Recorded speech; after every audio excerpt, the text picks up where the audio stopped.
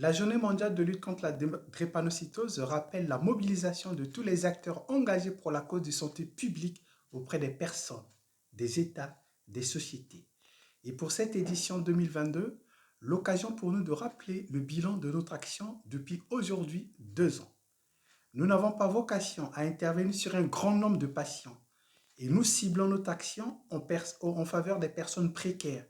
En République démocratique du Congo, où nous avons 2 patients, au Cameroun, Douala, Bertouri, Ayos, Bertois, et au Congo-Brazzaville, par où je félicite le courage des familles qui aujourd'hui parlent de plus en plus de la maladie, et puis les patients eux-mêmes qui sont enthousiasmés, lassés de subir des douleurs chroniques liées aux hématies. Notre action aussi porte sur les rapports avec des institutions. Depuis 2019, avril 2019, nous avons des partenariats avec l'établissement français de sang qui nous aide à nous fournir de matériel médical, drépanocytose, analyse sanguine pour les laboratoires de santé, parce que la drépanocytose nécessite d'abord des transfusions et aussi plusieurs examens sanguins, parmi lesquels l'électrophorèse par exemple. Et donc notre partenaire établissement français de sang nous aide beaucoup. Avec les autorités du Congo-Brazzaville depuis septembre 2021, et nous sommes en discussion pour que puisse être établi un programme national de lutte contre la drépanocytose, contre les protocoles ponctuels qui s'effectuent actuellement au Congo-Brazzaville, à l'échelle de Pointe-Noire et puis à l'échelle du Centre national de référence de drépanocytose de Brazzaville.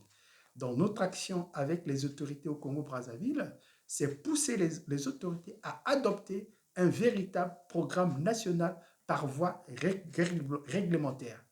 Parce que les protocoles ponctuels mis en œuvre aujourd'hui ne satisfont pas la demande des patients. Quand bien même la prévalence du taux de drépanocytaire est stable au Congo-Brazzaville, cependant, 500 000 personnes sont encore affectées par des formes sévères de la drépanocytose. Et la mortalité chez les plus jeunes et les adolescents de moins de 34 ans reste encore élevée. C'est par un programme avec dépistage précoce, déclenchement des mécanismes de prise en charge, et puis traitement ambitieux par les nouvelles thérapies et non plus les traitements des années 80, c'est par les nouvelles thérapies qu'on pourra soulager les patients.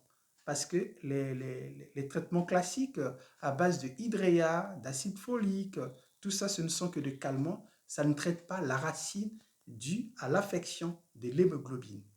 Notre action aujourd'hui mobilise beaucoup de personnes et beaucoup de partenaires que nous remercions en France, au Cameroun, au Congo-Brazzaville, notamment des autorités.